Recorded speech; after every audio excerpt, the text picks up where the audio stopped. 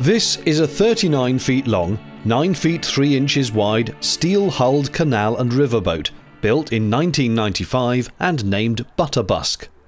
Currently out of the water and guarded by a canine lookout, the boat is the latest renovation for Gabs Hennigan, who is no stranger to marine projects. I've been living on the water for 5 years, I think, with my ex-partner. We built 2 boats. One of them was featured on George Clark's Amazing Spaces. When we parted ways, I decided that I still wanted to be on the water because I am a water baby through and through. I wasn't sure it was what I wanted to do, but then I was just like perusing Facebook Marketplace, Apollo Duck, as you do. And I'd seen this before and I just messaged them, is that still free? And it were, so I went and saw it, and she's 9.5 feet wide, so not quite 10 foot, so I was a bit like, but then I got in her, and she actually has a really high head height, and I was like, wow, this actually feels quite big, and it's just me and the pooch, and I thought, oh, I could work with this, and then, I don't know, just like instantly my head started going, oh, you can do this, this. And I was like, oh, I think this is the one. And I'd had a god-awful journey down to Kent, like, oh my days.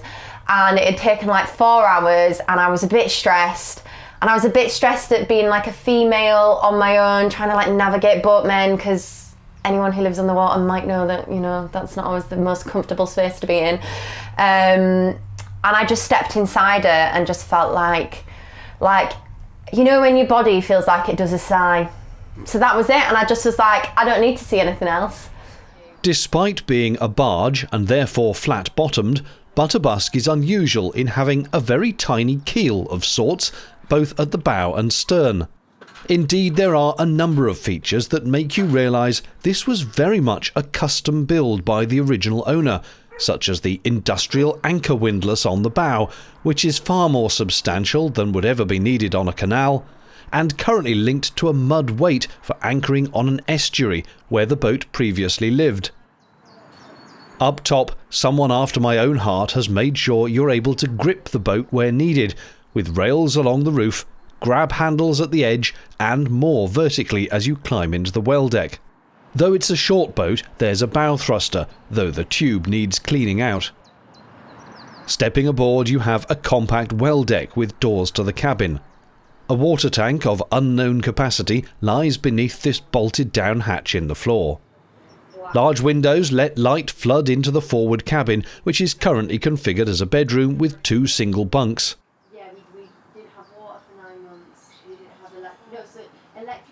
Step further through and there's one main space, which has a galley along the side leading to a living area at the back.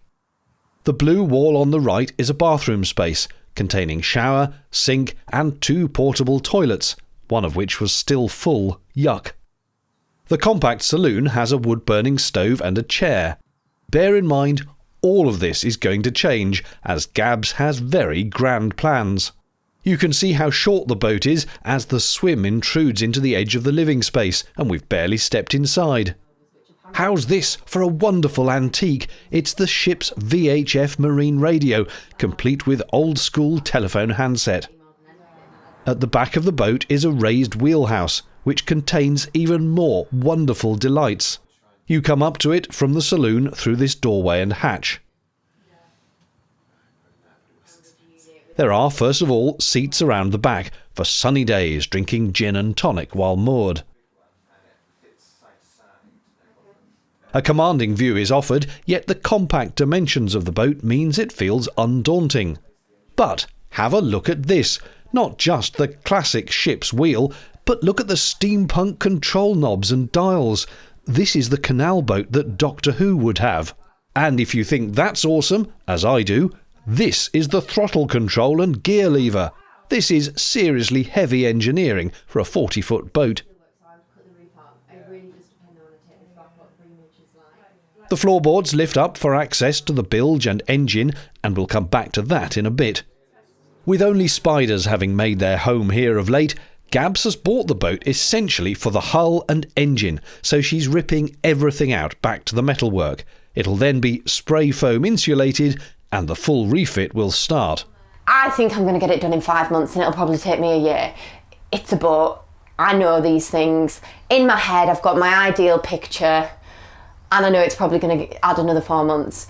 What I do need it to be is at a livable state by June. I don't know if anyone ever did follow my old journey, but I am not opposed to roughing it. I've lived on my first boat without electricity for a year and without water for the same amount of time. Pretty much did the same on the second boat. So yeah, my line is as long as it's livable by June, the rest can take time. The plan means that all this, remnants of a prior owner's refit, is coming out, with Gabs doing most of the work herself, but with help from an electrician and a plumber, as well as ad hoc friends to help lift the larger sheets of wood into place. So, let's hear the whole vision. Probably not huge amounts in the bow. I'm going to paint the whole of the exterior, and then this will probably just end up with a little table in. I don't know if you can see, but there's some little side seats already in there, so maybe get some nice cushions on there, and it's just going to be like a really lovely space to enjoy a coffee in the morning with the dog. And then bedroom wise, I'm gonna knock through this wall. There's a wall here and it's probably going to get pushed back a bit, and then on this side and this side I'm just going to have open rails, mainly because this boat's it is a smaller boat and I want to have enough room that I can have a double bed. So double bed would be like here, with enough space so you can still get up the stairs and out, and then I'm going to have just open rails on either side of the pocket door for clothing. Just the reason being, if I did anything that was like completely blocked out, it would just really close the space off, and with it being a slightly smaller boat, I really need to think about keeping it quite open. It just means I've got to stay quite neat and tidy. But yeah, so that's the bedroom. But yeah, pocket door, push it back a bit so I can fit a double in. Probably like a cutesy little sort of dressy table thing in the corner there.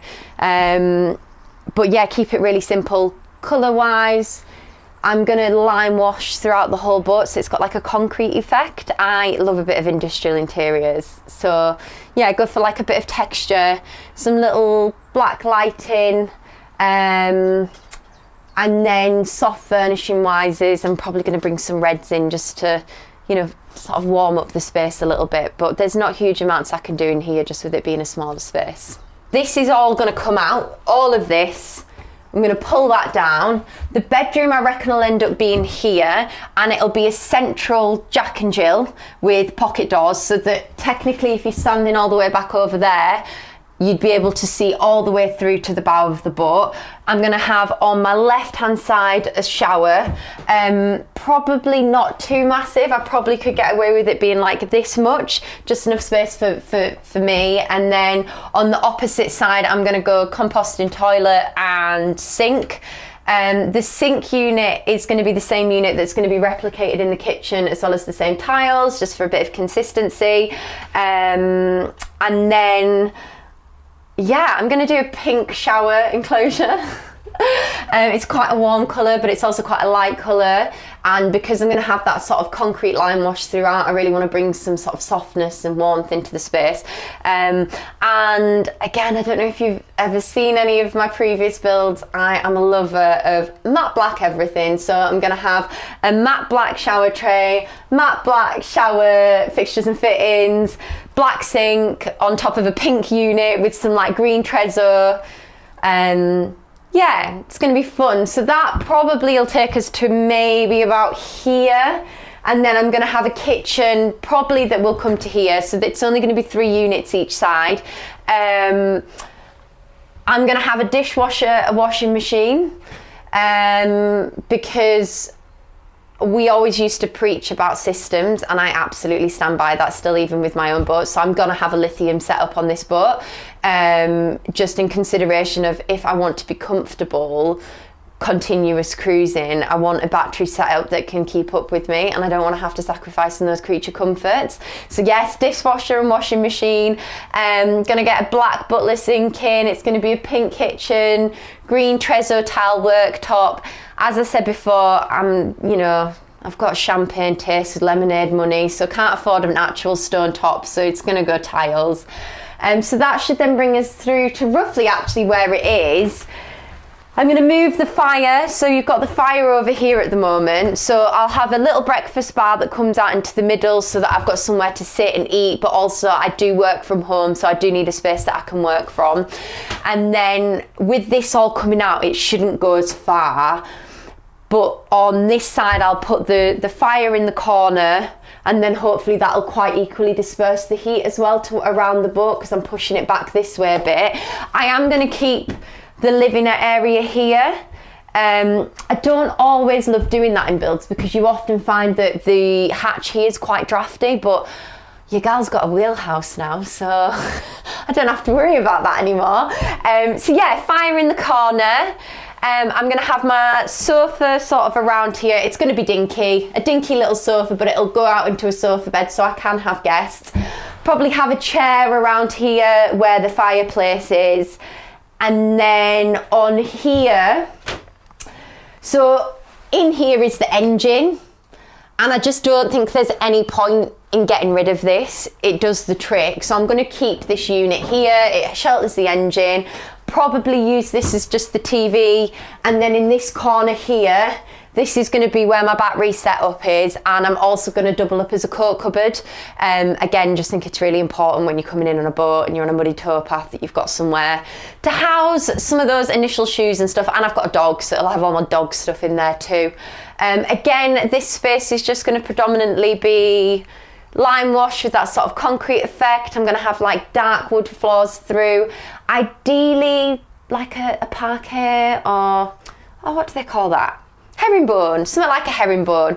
Yeah, just little black feature lights throughout. No, I don't like lights in the ceiling. I don't like spotlights. I just don't think they give a nice ambience to a room. And then, yeah, big rug, sofa, lots of soft furnishing stuff just to soften the space again. And that's what, hopefully, I'm going to do. I mentioned the engine earlier, and here it is, hidden behind a cupboard at the back of the saloon. A vintage Gardner unit, it comes complete with the manual, which states it's a 2LW generating 28 horsepower. And I love the set of sockets clamped to the side of the cupboard for it. At the side, down by the floor, you can open a hatch and crawl in, giving superb access for maintenance and servicing. The whole boat's so unusual, it's going to take Gabs a bit of getting used to. When I get out of this marina, I'm going to have to ask them to help me move this boat, because it doesn't appear to have anywhere that I can put a key in. And there's all these little knobbles. And when we were getting it surveyed, it took us ages to work out which knobbles needed to be pulled when. And it's a wheel. And I generally have driven a tiller. It's going to be fun. And then there's this. It'll be an experiment. I don't know. So yeah, no, I think it's going to be, she's going to be interesting to get used to. Oh, and having said, oh yeah, wheelhouse, love it, have realised that you need to lift the roof off, and I don't think I can do that on my own. So I might just have to find some random other boat human every time I need to move and ask them very politely, can you please help me take my roof off? Otherwise I won't be able to get under bridges in London. The renovation has already started with complete removal of the interior, Gabs' energy putting my lethargic refurbishment of Twiggy to severe shame. This is going to be a lovely boat. It's got so much character. Indeed, I'd have been tempted myself if I'd have spotted it. The plan is that I'll return to see Gabs and the boat during its transformation, so stay tuned in the coming months for an update.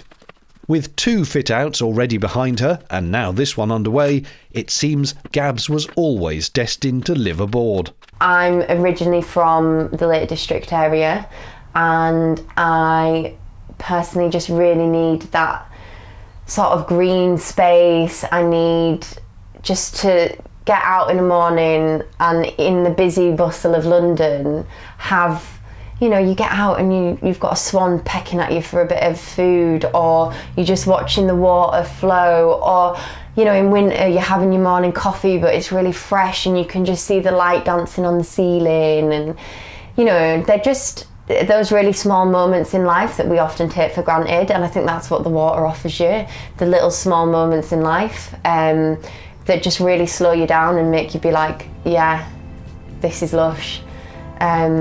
And that's what it is for me, and just generally be like, again, I see water and it's like my body just relaxes. It's like it's a sigh.